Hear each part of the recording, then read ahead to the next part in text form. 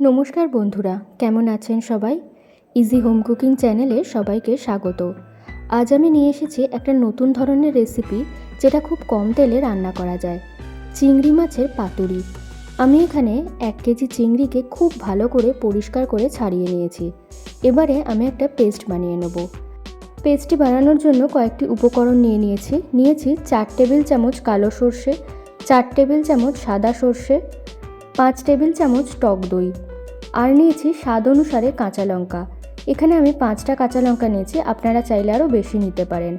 আর সর্ষেগুলোকে আমি 40 মিনিট মতো ভিজিয়ে রেখেছিলাম, যাতে সর্ষেগুলো বাটতে সুবিধা হয়। এরপরে মিক্সিতে একে একে সমস্ত উপকরণগুলো দিয়ে দেবো।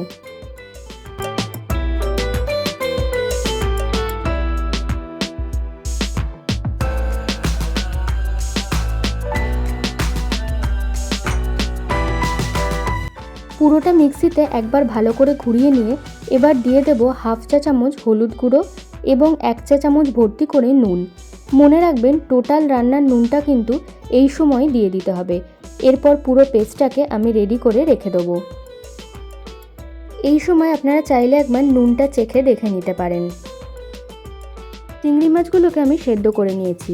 এবারেতে যে পেস্টটি আমি বানিয়ে রেখেছিলাম সেইটা দিয়ে দেবো, আর দেবো 2 টেবিল চামচ পরিমাণ সর্ষের তেল। তারপর খুব ভালোভাবে টোটালটাকে মিশিয়ে নেব। এখানে একটা কথা আছে, আপনারা চাইলে কিন্তু কাঁচা চিংড়িও ব্যবহার করতে পারেন, তবে আমি সাজেস্ট করব চিংড়িটাকে সেদ্ধ করে নেওয়ার জন্য। কারণ এই ক্ষেত্রে কি হয়, রান্না করার সময় কলাপাতার মধ্যে যদি কাঁচা চিংড়ি থাকে তাহলে সেটা সেদ্ধ হতে হতে কিন্তু কলাপাতাটা পুড়ে যেতে পারে। এখানে আমি একটা কলাপাতাকে কয়েকটা টুকরো টুকরো করে কেটে নিয়েছি। এবার একটা কলাপাতার টুকরোকে হালকা করে লো ফ্লেমে সেঁকে নেব। একটা পিঠ হয়ে গেলে অপর পিঠটাও ঠিক একইভাবে হালকা করে সেঁকে নেব। কলাপাতাটা এভাবে সেঁকে নেওয়ার ফলে মুড়তে গেলে কিন্তু কলাপাতাটা একদমই ফেটে যায় না। ক্লোজলি দেখাচ্ছে, একটু লক্ষ্য করবেন।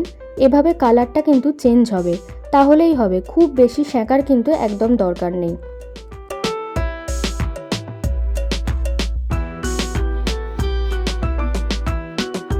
এবার একটা কলা পাতায় মোটামুটি 2 চামচ বা 7 থেকে 8টা মতো চিংড়ি দিয়ে আপনাদের স্বাদ অনুসারে 1টা অথবা 2টো কাঁচা লঙ্কা ওপর থেকে দিয়ে দেবেন।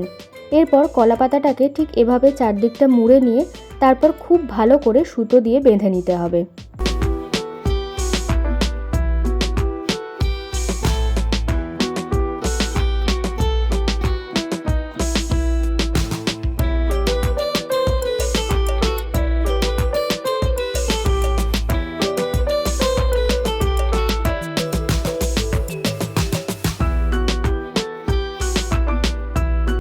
ঠিক এইভাবে আমি সবকটা কলা পাতাকে খুব ভালোভাবে মুড়ে নিয়েছি। এরপর 3 টেবিল চামচ সর্ষের তেল গরম করে তারপরে ফ্লেমটাকে একদম কমিয়ে দিয়ে তাতে এক এক করে আমি পাতুরিগুলো ছেড়ে দেবো। এরপর একটা ঢাকা দিয়ে একটা পিঠকে 10 মিনিট মতো লো ফ্লেমে ভাজতে হবে। 10 মিনিট পরে আলতো করে উল্টে দিয়ে অপর পিঠটাকেও ঠিক একইভাবে ঢাকনা দিয়ে 10 মিনিট মতন ভাজতে হবে। 10 মিনিট পরে ঢাকনাটা এবার তুলে নিচ্ছি। দেখুন, এইগুলো খুব ভালো করে ভাজা হয়ে গেছে। এরপর খুব সাবধানে আমি একটা করে পাতুরিকে তুলে নিচ্ছি। সবার কাছে একটা ছোট্ট অনুরোধ, ভিডিওটি দেখতে দেখতে কিন্তু স্ক্রিনের নিচে থাকা বেল আইকনটি প্রেস করে আমার চ্যানেলটি সাবস্ক্রাইব করে নিতে ভুলবেন না। তাহলে কিন্তু আপনাদের জন্য আরও নতুন নতুন রেসিপি নিয়ে আসার উৎসাহ পাবো আমি। বাকি পাতুরিগুলোকেও ঠিক একই পদ্ধতিতে আমি এক এক করে ভেজে তুলে নেব।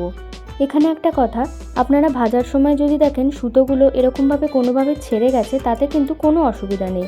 এতে পাতুরিতে অথবা কলা পাতায় কোনো এফেক্টই পড়ে না।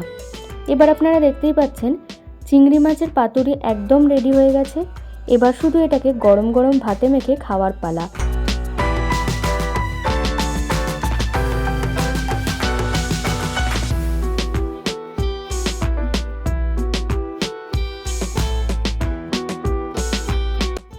শেপটা দেখুন, শেপটা কিন্তু বেশ অনেকটা ভেটকি মাছের পাতুরির মতন দেখতে হয়েছে। তাহলে আর দেরি না করে একই রকম চিংড়ির পদ ছেড়ে নতুন এই রেসিপিটা কিন্তু অবশ্যই এবার ট্রাই করে নিন। শুকনো ভাতে খেতে দুর্দান্ত লাগে। বাড়িতে ছোট বড় সবাই আঙুল চেটে খাবে এইরকম একটা রেসিপি। আর এটা কিন্তু আপনারা বেশি করে বানিয়ে ফ্রিজে 1 সপ্তাহ মতো রেখেও দিতে পারেন। রান্নাটি কেমন লাগলো আমাকে কমেন্ট করে অবশ্যই জানাবেন এবং ভিডিওটি ভালো লাগলে একটু লাইক করে দেবেন আর পরিচিতদের সাথে শেয়ার করে দেবেন। ধন্যবাদ।